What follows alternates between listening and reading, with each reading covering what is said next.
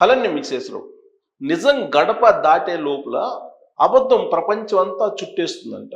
ఇది పెద్దలు చెప్పినటువంటి సామెత.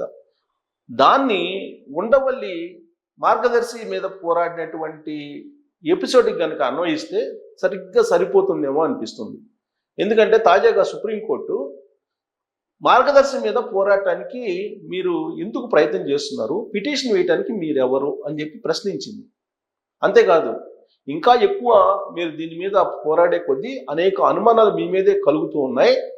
వ్యక్తిగతమైనటువంటి ద్వేషంతోటి, వ్యక్తిగతమైనటువంటి కక్షతోటి ఈ కేసు మీద మీరు వాదిస్తూ ఉన్నారు. అలాగే స్పెషల్ పిటిషన్లు రకరకాలుగా వేస్తూ ఉన్నారు. ఇకనైనా మీరు కాముగుంటే బెటర్ అని చెప్పి ఆయన వేసినటువంటి పిటిషన్ని సుప్రీంకోర్టు డిస్మిస్ చేసింది. ఈ కేసు మీద దాదాపు 2 దశాబ్దాలుగా రాజకీయం చేస్తున్నారు తెలుగు రాష్ట్రాల్లో. రామోజీరావు గారి మార్గదర్శి, ఆ మార్గదర్శి ఏదో ఫ్రాడ్కి పాల్పడిందని చెప్పి హిందూ అవిభక్త చట్టాన్ని ధిక్కరించి ఆయన ఏదో ఫండ్స్ కలెక్ట్ చేశారని ఇలా రకరకాల రూపాల్లో మార్గదర్శి మీద ఒక రకంగా దాడి చేశారు. రామోజీరావు గారు కాబట్టి తట్టుకోగలిగారు, ఆయన సంస్థ కాబట్టి తట్టుకోగలిగారు, మార్గదర్శి కాబట్టి తట్టుకోగలిగింది.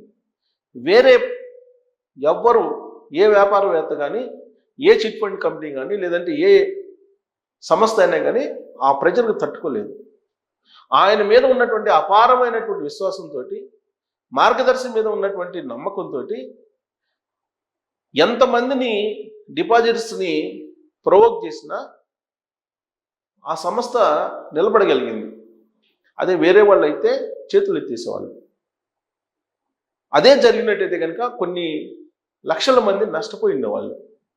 కానీ ఉండవల్లి అరుణ్ కుమార్ గారు పిటిషన్లు వేయటం, ఆయన మార్గదర్శి మీద, రామోజీరావు గారి మీద ఫైట్ చేయటం, ఇవన్నీ కనుక చూస్తే దాని వెనుక ఒక పెద్ద రాజకీయపరమైనటువంటి కుట్ర దాగి ఉంది అనేటువంటి అనుమానాన్ని సుప్రీంకోర్టు వ్యక్తం చేసింది. వాస్తవంగా 2 దశాబ్దాలుగా తెలుగు రాష్ట్రాల్లో రాజకీయాలని ఈ కేసు కోణం నుంచి కనుక మనం చూస్తే రామోజీరావు గారిని టార్గెట్ చేసి కాంగ్రెస్ పార్టీ, అలాగే వైఎస్ఆర్ కాంగ్రెస్ పార్టీ, ఈ రెండు ఎంతో కొంత లబ్ధి పొంది ఉంటాయి రాజకీయంగా చూస్తే. ఏమీ లేని చోట, ఫ్రాడే లేని చోట ఉందని చెప్పి క్రియేట్ చేసి రామోజీరావు గారు మొత్తం జనాన్ని మోసం చేస్తున్నారు, మార్గదర్శి చిట్ ఫండ్ పెట్టి అనేటువంటి ఒక పెద్ద ప్రచారాన్ని చేయటంతో పాటు కొంతమంది రాజకీయ పరంగా పార్టీల కార్యకర్తలను కూడా డిపాజిట్ చేసినటువంటి వాళ్ళని లేదా చిట్ మెంబర్స్ని రెచ్చగొట్టినటువంటి సందర్భం కూడా ఉంది గతంలో. నాకు గుర్తున్నంత వరకు 2005 నుంచి పోరాటం స్టార్ట్ చేశారు. రాజశేఖర రెడ్డి గారు 2004లో ముఖ్యమంత్రి అయ్యారు. 2005 నుంచి ఆ పోరాటం స్టార్ట్ చేసి పత్రికల్లో చిలువలు పొలవలుగా ప్రచారం చేశారు. ఆ సందర్భంలో నేను ఒక పత్రికకి స్టేట్ బ్యూరోలో ఉన్నా. దీని మీద నేను ఒక ఇంటర్వ్యూ కూడా ఈ ఇష్యూ మీద శైలజ గారితో తీసుకున్నాను. నేను పనిచేసేటువంటి పత్రిక ఫస్ట్ పేజీలో శైలజ గారి ఇంటర్వ్యూ కూడా వేశారు. నేను చేసినటువంటి ఇంటర్వ్యూనే వేశారు. అంటే దీంట్లో ఫ్రాడ్ లేదు అని అప్పట్లోనే మేము ఫస్ట్ పేజీలో ప్రచురించడం జరిగింది. ఈనాడు పత్రికకి, నేను పనిచేసినటువంటి అప్పట్లో పత్రికకి కొంచెం రైవాలిటీ ఉండేది అప్పుడు. కానీ నేను పనిచేసేటువంటి పత్రిక యజమాని ఇది వ్యాపారవేత్తల్ని దెబ్బతీసేటువంటి ఎపిసోడ్ కాబట్టి అసలు నిజమేంటనేది మనం ప్రచురించాలి అని చెప్పి నాతోటి చెప్తే నేనే శైలజ గారి ఇంటర్వ్యూ తీసుకొని ఆ రోజున తీసుకొచ్చి ఫస్ట్ పేజీలో ప్రచురించాం. అంటే వ్యాపారవేత్తల్ని, పారిశ్రామికవేత్తల్ని తమ రాజకీయానికి ఏ విధంగా వాడుకుంటారు అనడానికి ఈ ఎపిసోడ్ ఒక ఉదాహరణ. ఈ టాస్క్ని రాజశేఖర రెడ్డి గారే ఉండవల్లికి అప్పచెప్పారని చెప్పి రాజకీయ వర్గాల్లో తరచూ వినిపిస్తూ ఉంటుంది. రామోజీరావు గారి మీద చివరి వరకు పోరాటం చేయాలని చెప్పి ఉండవల్లి అరుణ్ కుమార్ గారికి ఒక టాస్క్ ఇస్తే రాజశేఖర రెడ్డి గారు ఆ టాస్క్ మీదనే ఉన్నారు అనేటువంటిది రాజకీయ వర్గాల్లో చెప్పుకుంటూ ఉంటారు. రామోజీరావు గారు చనిపోయిన తర్వాత కూడా ఉండవల్లి అరుణ్ కుమార్ గారు మార్గదర్శి మీద పోరాటం కొనసాగిస్తూనే ఉన్నారు. అంటే రాజశేఖర రెడ్డి గారు చనిపోయిన తర్వాత జగన్మోహన్ రెడ్డి గారికి ఆయన అండదండలు అందిస్తూ ఉన్నారు పరోక్షంగా, ప్రత్యక్షంగా కాకపోయినప్పటికీ. అటు పరిపాలనలో కానీ అప్పట్లో 2019 నుంచి 2024 మధ్యలో ఉన్నప్పుడు, లేదు 2014 నుంచి 2019 మధ్యలో ప్రతిపక్షంగా ఉన్నప్పుడు కానీ, లేదు ఇప్పుడు 2024లో ఓడిపోయిన తర్వాత 11 మంది ఎమ్మెల్యేలకు పరిమితం అయినప్పుడు కూడా ప్రత్యక్షంగానో పరోక్షంగానో జగన్మోహన్ రెడ్డి గారికి ఉండవల్లి అరుణ్ కుమార్ గారు చేదోడు వాదోడుగా నిలుస్తున్నారు అనేది రాజకీయాలు బాగా అబ్జర్వ్ చేసినటువంటి వాళ్ళు చెప్తూ ఉంటారు. అలాంటి ఉండవల్లి అరుణ్ కుమార్ గారు ఇప్పుడు ఓడిపోయారు సుప్రీంకోర్టులో.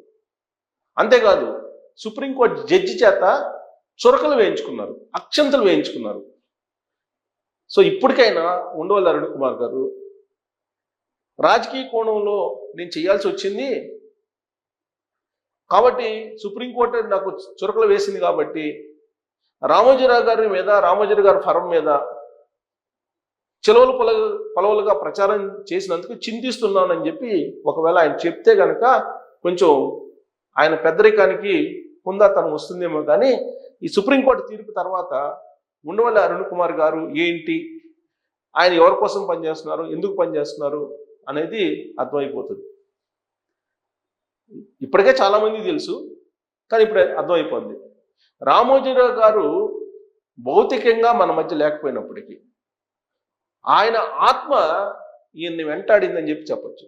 సుప్రీంకోర్టులో వాళ్ళ తీర్పుని మనం అబ్జర్వ్ చేస్తే ఆయన చివరికంటా కూడా వీలున్నంత వరకు నిజాయితీగానే ఆ సంస్థను నడుపుతూ వచ్చారనేది చాలామంది నమ్ముతూ ఉంటారు, భావిస్తూ ఉంటారు. జగన్మోహన్ రెడ్డి గారు 2019 ఎన్నికలకు ముందు పాదయాత్రకి వెళ్ళేటువంటి సమయంలో రామోజీరావు గారి దగ్గరికి వెళ్ళి ఫిలిం సిటీకి ఆయన ఆశీస్సులు తీసుకొని పాదయాత్ర స్టార్ట్ చేశారు. ఆ తర్వాత ఆ పాదయాత్రలో అయిపోయిన తర్వాత ఆయనకి ముఖ్యమంత్రి పదవి వచ్చింది. ముఖ్యమంత్రి పదవి వచ్చిన తర్వాత జగన్మోహన్ రెడ్డి గారు చేసింది ఏంటి, రామోజీరావు గారు ఫిలిం సిటీకి పోలీసులను పంపించి ఆయన్ని అరెస్ట్ చేసేటువంటి ప్రయత్నం చేశారు. ఒక్కరోజైనా సరే జైల్లో పెట్టాలి అనేటువంటిది జగన్మోహన్ రెడ్డి గారి యొక్క కోరిక, లక్ష్యమట. ఆయనకి దగ్గరగా ఉండేటువంటి వాళ్ళు కొంతమంది ప్రైవేట్ సంభాషణలో మాట్లాడుకునేటువంటి మాటలు ఇవి. మరి రామోజీరావు గారు లేదంటే రామోజీరావు గారి సంస్థలు, రామోజీ ఫార్మ్స్ ప్రజలకి అన్యాయం ఏం చేశాయి, ఏం చేయకుండానే చేసినట్టు క్రియేట్ చేశారు. మార్గదర్శి మీద రకరకాల దాడులు చేశారు, రకరకాల ప్రయత్నాలు చేశారు ఆ సంస్థని వీళ్ళంత వరకు డ్యామేజ్ చేయాలని. అసలు వేరే వాళ్ళు అయితే తట్టుకునే పరిస్థితే లేదు. రామోజీరావు గారు కాబట్టి తట్టుకున్నారు. ఉండవల్లి అరుణ్ కుమార్ గారు, ఆ రోజునట్టు కాంగ్రెస్ పార్టీ నాయకులు కానీ, ఆ తర్వాత కాంగ్రెస్ పార్టీ నుంచి చీలిపోయి వచ్చినటువంటి జగన్మోహన్ రెడ్డి గారు కానీ చేసినటువంటి ప్రయత్నాలు ఏవైతే ఉన్నాయో ఆ ప్రయత్నాలకి ఎవ్వరు తట్టుకునే వాళ్ళు కాదు. రామోజీరావు గారి మీద అచంచలమైనటువంటి విశ్వాసంతో తెలుగు ప్రజలు లేదా డిపాజిటర్స్, చిట్ ఫండ్ కట్టినటువంటి వాళ్ళు ఉన్నారు కాబట్టి నిలబడగలిగారు. దానికి సంబంధించినటువంటి పూర్తి అకౌంట్స్ని సుప్రీంకోర్టు పరిశీలించింది. ఇప్పుడు తాజాగా ఈ కేసుకు సంబంధించి తుదిగా ఏం కామెంట్ చేసింది అని అంటే ఇది చూడండి. క్లియర్గా అటు చూస్తే కనుక మార్గదర్శి ఫైనాన్షియల్స్ వ్యవహారంలో మాజీ ఎంపీ ఉండవల్లి అరుణ్ కుమార్ దాఖలు చేసినటువంటి పిటిషన్ సుప్రీంకోర్టు డిస్మిస్ చేసేసి మార్గదర్శికి అనుకూలంగా తెలంగాణ హైకోర్టు ఇచ్చినటువంటి తీర్పును సవాల్ చేస్తూ ఉండవల్లి SLP అంటే స్పెషల్ లీవ్ పిటిషన్ వేశారు. దీనిపైన ఇవాళ సర్వోన్నత న్యాయస్థానంలో justice MM Sundaresh, justice Prasanna B వరాలతో కూడిన ధర్మాసనం ఎదుట తుది విచారణ జరిగింది. మార్గదర్శి తరఫున సీనియర్ న్యాయవాదులు సిద్ధార్థ లోద్రా, నాగముత్తు వాదనలు వినిపించారు. ఇప్పటి వరకు 2500 కోట్లు వెనక్కి ఇచ్చేసినట్లు మార్గదర్శి తరఫు న్యాయవాదులు కోర్టుకు తెలిపారు.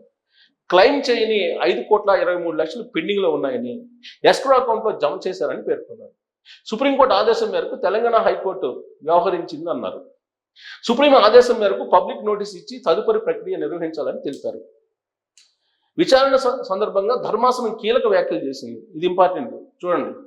మార్గదర్శి వ్యవహారంపై పిటిషన్ వేయడానికి, పోరాటం చేయడానికి మీరెవరని చెప్పి ఉండవల్లిని ప్రశ్నించింది సుప్రీంకోర్టు జడ్జి ప్రశ్నించింది. అసలు మీరెవరా? ఈ కేసు వివరాలన్నీ పరిశీలిస్తే ఇది మీ వ్యక్తిగతంగా వివాదంగా కనిపిస్తుంది, వ్యక్తిగత వివాదం కనిపిస్తుంది తప్ప ఎలాంటి అంశాలు కనిపించడం లేదని జస్టిస్ ఎంఎం సుందరేష్ వ్యాఖ్యానించారు. ఈ కేసులో మీరు వాదించే కొద్దీ మీపైనే అనుమానాలు పెరుగుతున్నాయన్నారు. ఇరువైపుల వాదనల అనంతరం ఉండవల్లి పిటిషన్ను కొట్టివేస్తూ ధర్మాసనం ఆదేశాలు ఇచ్చింది. ఇది పూర్తి పాఠ వివాదం. ఇది విన్న తర్వాత నేను ఏదైతే చెప్పానో అబద్ధం ప్రపంచం మొత్తం చుట్టేస్తుంది, నిజం గడప దాటే లోపల అని, అది నిజమేమో అనిపిస్తుంది. మరి మీరు దీని మీద కామెంట్ చేయొచ్చు. Thank you.